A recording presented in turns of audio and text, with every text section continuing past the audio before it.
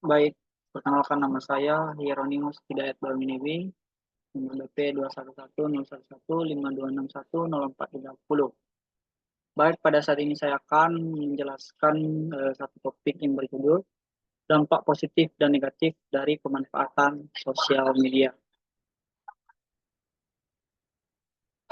Jadi ada 5 atau 4 yang menjadi bagian dari presentasi ini. Pertama adalah pendahuluan. Yang pertama adalah pengertian media sosial. Media sosial itu adalah sebuah platform digital yang memungkinkan kita atau pengguna dapat berinteraksi, berbagi konten, dan juga ikut berpartisipasi dalam jejaring sosial yang luas. Yang kedua adalah eh, peran media sosial itu sendiri dalam kehidupan sehari-hari. Media sosial ini sudah menjadi bagian yang sangat penting bagi kehidupan kita sehari-hari, yang bisa digunakan untuk berkomunikasi antara orang satu sama lain, juga digunakan untuk hiburan, untuk meningkatkan bisnis, dan masih banyak lagi. Baik, masuk pada topik yang pertama adalah kita belajar pada dampak positif di sektor komunikasi. Ada 3 dampak positif yang bisa dilihat di sini, bahwa yang pertama, yang satu adalah mempermudah komunikasi jarak jauh. Dengan adanya media sosial juga dapat memungkinkan kita dapat melakukan komunikasi instan dengan seluruh orang-orang di dunia. Seperti yang bisa kita lihat sekarang, kita bisa melakukan contohnya ada platform nama Ome TV yang memungkinkan kita dapat berkomunikasi dengan orang jarak jauh meskipun kita tidak mengenal orang tersebut sebelumnya. Yang kedua adalah kolaborasi dan diskusi yang lain.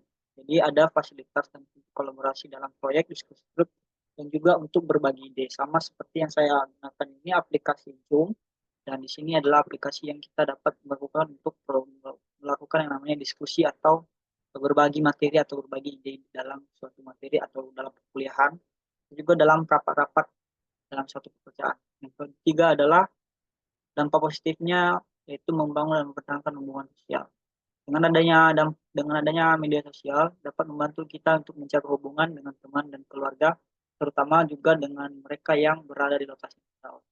Contohnya saya sendiri, meskipun saya jauh merantau di Kota Padang, tapi saya masih bisa berkomunikasi dengan keluarga saya atau orang tua saya yang berada di Pulau Nias. Jadi meskipun sangat jauh, tapi dengan adanya media sosial dapat membantu saya untuk menjaga hubungan saya dengan keluarga, teman, atau rekan-rekan saya yang tidak dekat dengan saya. Dampak positif yang kedua yaitu dalam sektor informasi dan pendidikan. Yang pertama adalah akses mudah ke informasi dan berita baru. Nah, di sini kita juga dijelaskan bahwa dengan adanya media sosial, kita dapat melihat update-update terkini, ya, update terkini tentang peristiwa yang ada di seluruh dunia dan juga informasi yang relevan dengan kita sebagai pengguna. Yang kedua adalah sumber belajar online, tutorial, kursus, atau webinar. Nah, dengan adanya media sosial ini, kita dapat itu menjadi sumber belajar bagi orang atau siswa yang ingin mengeksplor lebih jauh lagi tentang apa yang diinginkannya atau sedang ditekuninya gitu. Contohnya dengan YouTube atau bahkan ada tutorial yang berbayar atau webinar gratis ataupun juga berbayar. Yang ketiga adalah platform untuk berbagi pengetahuan. Nah, seperti yang kita lihat sekarang, contohnya yang paling dekat adalah TikTok, aplikasi TikTok. Nah, di situ banyak orang yang memberikan apa namanya, konten-konten yang mengedukasi gitu, pengetahuan atau apapun hal itu. Dan meskipun ada hal-hal yang lain, tapi banyak hal-hal yang dapat menambah pengetahuan kita. Nah, dengan komunitas online di berbagai bidang, kita juga dapat berbagi pengetahuan juga serta dampak positif yang ketiga yaitu di sektor pemasaran bisnis. Dengan adanya media sosial, sarana yang pertama adalah sarana pemasaran efektif dengan biaya rendah. Dengan adanya media sosial, apa namanya, pemasaran atau sarana untuk memasarkan sebuah produk itu lebih efektif dan juga meringankan biaya yang dikeluarkan. Yang dampak positif yang kedua adalah meningkatkan visibilitas dan branding, sehingga dapat membantu bisnis-bisnis yang kecil atau UMKM yang dan juga besar untuk meningkatkan brand awareness mereka atau meningkatkan brand mereka gitu, sehingga lebih dapat dikenal oleh orang banyak. Yang ketiga adalah interaksi langsung dengan pelanggan. Nah, kalau dulu mungkin dengan adanya sekarang media sosial, ya, jadi contohnya yang di atau platform-platform atau e-commerce sekarang, kita dapat berkomunikasi langsung meskipun berkomunikasi dengan pelanggan, meskipun kita tidak mengenal atau jaraknya jauh. Dan dapat memungkinkan bisnis berinteraksi langsung dengan pelanggan dan juga kita dapat mendapatkan feedback atau ulasan dari pelanggan tersebut yang dapat meningkatkan pelayanan kita di masa yang akan datang. Nah, yang dampak positif yang sektor hiburan ya, pertama ada akses ke konten hiburan, video, musik, game. Platform seperti YouTube, Spotify menawarkan berbagai konten hiburan. Nah, di sini kita juga dapat lebih mudah untuk mengakses hiburan atau konten-konten hiburan yang lucu-lucu atau komedi. Kita bisa lihat di YouTube atau di TikTok. Musik sekarang ada yang namanya Spotify atau bahkan aplikasi-aplikasi gratis lainnya seperti game. Sekarang banyak jenis game, ada yang MOBA, ada yang battleground ya, sehingga itu dapat menghibur kita. Ketiga adalah komunitas yang dapat berbasis hobi dan minat.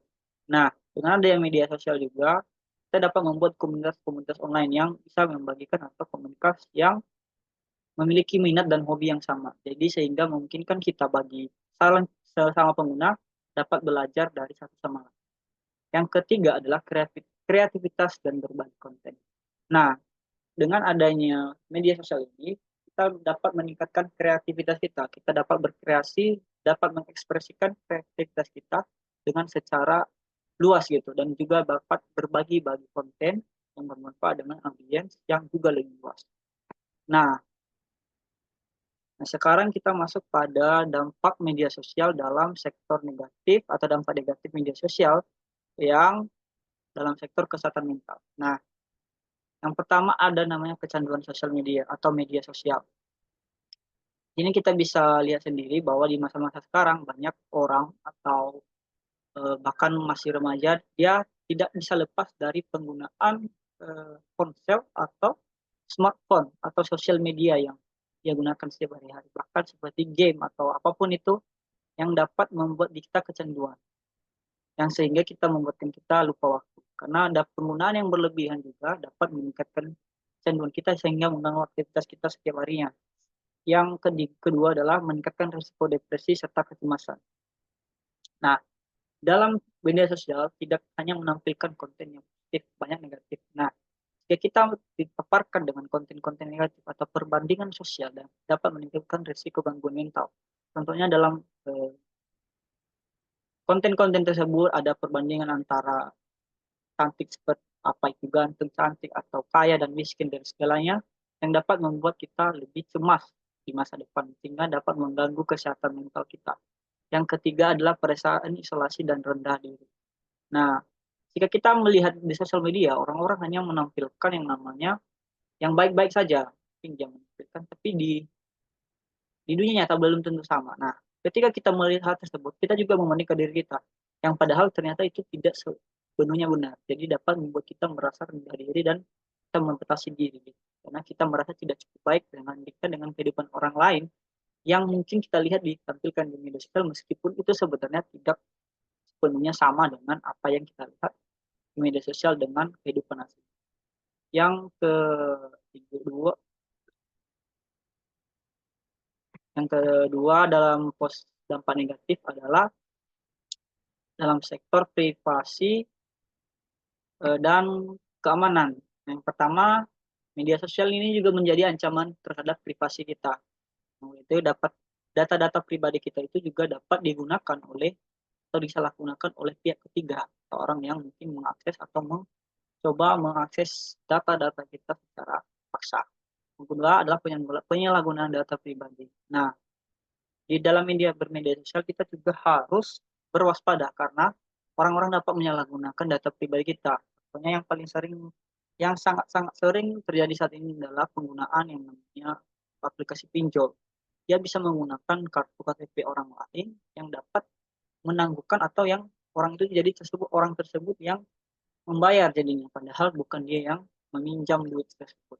Nah, tadi juga data-data pribadi tersebut dapat dijual dan digunakan untuk tujuan yang tidak diinginkan atau mungkin mengambil atau mengakses data-data yang lain atau dapat mengakses smartphone seseorang dari jarak jauh. Dampak dari yang ketiga adalah penipuan dan kejahatan cyber. Nah, media sosial dapat digunakan sebagai sarana untuk penipuan dan kejahatan cyber. Nah, media sosial ini juga seperti yang sering kita lihat di masa sekarang bahwa banyak penipuan dan kejahatan yang dapat merugikan orang.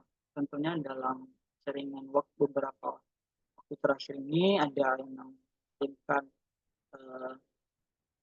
PDF atau yang disebut dengan yang namanya undangan pernikahan, yang undangan pernikahan bukannya suatu paket atau eh, pesanan yang sebenarnya kita tidak pesan, sehingga itu juga dapat merugikan diri kita sendiri. Atau contohnya mungkin keluarga saya telah mengalami sebelumnya hanya karena salah atau membuka link yang sejatinya itu tidak benar sehingga merugikan, yaitu kemarin beberapa waktu yang lalu mereka dapat mengakses akun rekening gitu sehingga dapat menghabiskan atau mengambil uang secara tidak bertanggung jawab yang merugikan keluarga saya atau salah satu dari anggota keluarga saya. Yang dampak negatif yang selanjutnya adalah dalam sektor informasi palsu. Media sosial tidak benar, bahkan banyak hal-hal yang ditampilkan yang disebut dengan hoax atau tidak benar, informasi palsu. Ada tiga juga. Yang pertama, seperti saya bilang tadi, penyebaran hoax dan informasi palsu. Karena informasi yang tidak benar juga dapat menyebar dengan cepat dan juga menyesatkan publik. Karena dengan adanya media sosial yang memudahkan kita mendapatkan informasi, informasi yang salah, informasi yang palsu juga sangat mudah disebarkan kepada orang-orang lain. Yang kedua adalah pengaruh negatif pada opini publik. Kalau sejatinya ketika ada informasi palsu, ya, masuk dapat membentuk juga opini publik, opini para yang melihat atau menggunakan media sosial tersebut, padahal itu salah. Contohnya yang sering kita lihat di masa sekarang ada penggunaan AI, ya, mereka mengupload atau konten-konten yang menampilkan orang-orang yang terkenal atau orang-orang tokoh-tokoh penting yang mengiklankan hal seperti judi online, yang pada seharusnya itu bukan mereka, tapi dengan kecerdasan buatan sekarang itu juga memberikan informasi palsu yang memberikan opini publik yang salah terhadap orang-orang atau tokoh-tokoh tersebut, yang padahal sebenarnya di atasnya itulah tidak benar. Yang ketiga adalah polarisasi sosial. Informasi palsu dapat memperburuk perpecahan dan konflik sosial. Seperti beberapa waktu lalu ada berita-berita hoax di saat yang kita mengadakan pemilu atau pemilihan umum. Nah, informasi-informasi ini dapat menimbulkan perpecahan yang, ya, jika tidak disaring, tidak diperhatikan dengan baik, dapat menimbulkan perpecahan antara dan juga konflik antara satu sama lain. Dampak negatif yang seterusnya adalah pertama, untuk produktivitas. Media sosial juga dapat mengganggu produktivitas kita. Ya, pertama adalah gangguan terhadap konsentrasi dan fokus. Notifikasi konten media sosial dapat mengganggu konsentrasi. Saya sendiri sudah merasakannya karena mungkin kecanduan sosial yang membuat saya tidak fokus, mudah terganggu, mudah terdistraksi dengan hal-hal atau yang sebenarnya saya mungkin melakukan ini, tapi karena ada hal yang dengan notif bunyi sedikit saja dapat mengganggu konsentrasi saya dalam melakukan pekerjaan setiap hari. Kemudian penurunan produktivitas kerja atau belajar. Dan dengan adanya media sosial ini mungkin kita terlalu asyik menggunakannya, seperti menonton video setiap hari atau yang menggunakan media sosial yang berlebihan, sehingga produktivitas kita dalam kerja, belajar, atau aktivitas lainnya dapat terganggu. Ya, itulah dampak negatif, dapat mengganggu produktivitas kita. Yang ketiga adalah prokrastinasi. Ya. Nah, ini menghabiskan waktu di media sosial dapat menyebabkan penundaan tugas. Karena kita terlalu fokus dengan media sosial, kita jadi lupa waktu. Ya, yang seharusnya kita sudah mengagendakan rencana kita yang seharusnya seperti ini, namun karena sosial media tersebut mengganggu kita, menghabiskan waktu di media sosial, hal-hal yang penting mungkin seharusnya kita lakukan dapat tertunda, dan itu sangat merugikan bagi kita sendiri. Nah, ada beberapa studi kasus atau contoh dari dampak positif dan negatif media. Yang pertama adalah yang contoh positif. Yang pertama, kampanye sosial yang berhasil menggalang dana. Nah, contohnya yang kita lihat ada mungkin ada kampanye sosial atau kampanye yang mengkampanyekan, contohnya yang sering berseliweran adalah eh, ada akun TikTok dari Pandawara. Mereka mengkampanyekan untuk menjaga kebersihan, membuang sampah pada tempatnya. Mereka membersihkan sungai-sungai atau di pantai-pantai yang sangat kotor, sehingga itu membuat orang tergerak atau tergugah hatinya untuk apa namanya, menjadi orang yang tidak membuang sampah sembarangan atau dapat menjaga atau melestarikan alam gitu. Sehingga dengan adanya hal tersebut yang dapat membantu atau mendorong kita untuk berlaku yang baik gitu. Contoh negatifnya kasus penyebaran hoax yang menyebabkan kepanikan publik. Nah, seperti beberapa tahun yang sebelumnya mungkin alumni orang yang mungkin tahun 2012 atau yang mengatakan adalah hari kiamat begini dan begini, itu dapat menyebabkan kepanikan. Itu waktu itu saya masih sempat dengarnya bahwa dikatakan kiamat, padahal itu hanyalah hoax semata atau kebohongan semata yang sebenarnya itu tidak baik atau tidak bagus untuk bagi banyak orang karena dapat menyebabkan kepanikan bagi sebagian besar orang. Nah, apa pembelajaran dari studi kasus ini? Yang pertama, kita harus menganalisis dampak. Dampak apa yang yang dihasilkan dari media sosial tersebut. Apakah baik atau kan tidak? Apakah positif ataupun negatif? Dan kita harus dapat mengatasi atau mengetahui cara untuk mengatasi serta memaksimalkan efek media sosial. Efek media sosial itu bagus, ya seperti tadi kita dapat menggunakan sebagai sarana hiburan, sebagai memperdekat hubungan atau mendapatkan informasi lebih mudah. Tapi kita harus pandai-pandai dalam menyaring atau melihat media sosial tersebut secara eh, tidak terburu-buru langsung mencernanya atau langsung menyimpannya mentah-mentah. Harus dianalisa apakah ini benar, apakah sumbernya terpercaya, apakah hanya sekedar hoax atau sekedar penipuan semata. Jadi kita juga harus pandai-pandai dalam memilah dan memilih konten-konten atau informasi-informasi yang kita terima setiap harinya dalam media sosial. Nah, terakhir adalah kesimpulan yang bisa kita ambil ya, dari seperti yang saya bilang tadi, ada tiga di sini. Ada ringkasannya, ada 4 ringkasan dampak positif dan negatif. Media sosial memiliki banyak manfaat. Kita mengetahui bahwa banyak manfaat, tapi juga membawa risiko. Nah, oleh sebab itu kita harus pandai dalam mengelola hal tersebut. Ya, kita dengan adanya risiko dan juga manfaat, mana yang kita pilih? Yang memberikan manfaat atau yang memberikan manfaat buruk, memberikan efek negatif terhadap kita. Nah, yang kedua adalah pentingnya penggunaan media sosial yang bijaksana, atau kita harus bijak dalam kritis setiap kita menggunakan media sosial. Seperti yang saya katakan tadi, tidak mudah menerima informasi mentah-mentah, harus dianalisis dulu, harus diperiksa dulu apa informasi atau sumbernya terpercaya, ya, sehingga apa yang kita lihat, apa yang kita dengar tidak se tidak kita tidak melihat atau hal yang tidak sebenarnya itu tidak benar. Jadi kita harus pandai-pandai. Dan saran untuk dapat mengurangi dampak negatif tersebut, yang satu adalah sini saya berikan adalah batasi waktu penggunaan media sosial, verifikasi informasi sebelum dibagikan, dan melindungi privasi pribadi kita. Nah, kita harus membatasi waktu penggunaan kita bermedia sosial.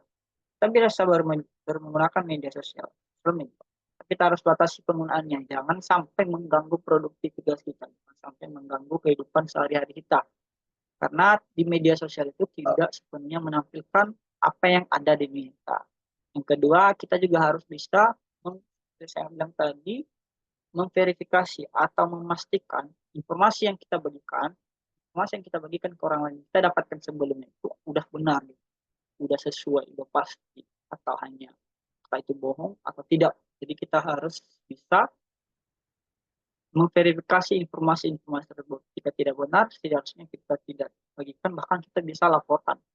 Nah, jika memang bermanfaat atau benar, maka kita juga bisa membagikannya sebagai penambahan pengetahuan bagi kita dan juga orang lain. Yang penting terakhir adalah melindungi privasi data. Nah, terkadang kita sangat lemah dalam melindungi privasi pribadi kita. Kita mengupload atau mengunggah postingan kita atau konten yang kita gunakan di media sosial tanpa melihat apakah ini privasi atau data pribadi. Contohnya ada beberapa waktu ada yang namanya tren yang mengupload contohnya entah foto KTP-nya atau foto ijazahnya atau hal banyak yang dapat digunakan oleh orang yang tidak bertanggung jawab untuk merusak atau dapat merugikan orang-orang yang mengupload eh, data-data pribadinya tersebut. Jadi kita harus melindunginya, kita harus memberikan password yang kuat.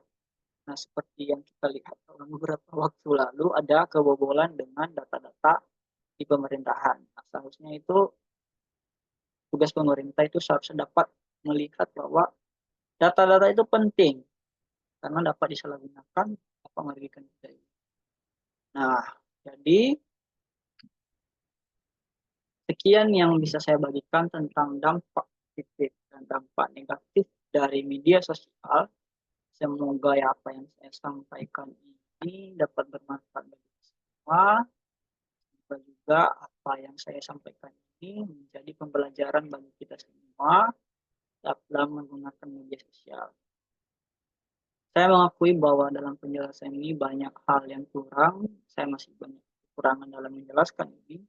Semoga ini dapat menjadi pembelajaran bagi saya juga untuk meningkatkan eh, bagaimana cara saya untuk kedepannya dalam memberikan atau menjelaskan sebuah materi.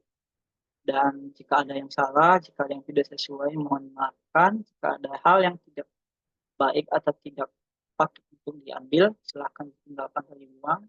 Jika ini bermanfaat, silahkan teman-teman semua dapat mengambilnya hal-hal yang baik, yang berguna buat kita semua atau buat teman-teman atau siapapun yang menonton. Sekian yang bisa saya sampaikan. Terima kasih. Semoga Tuhan selalu memberkati dunia.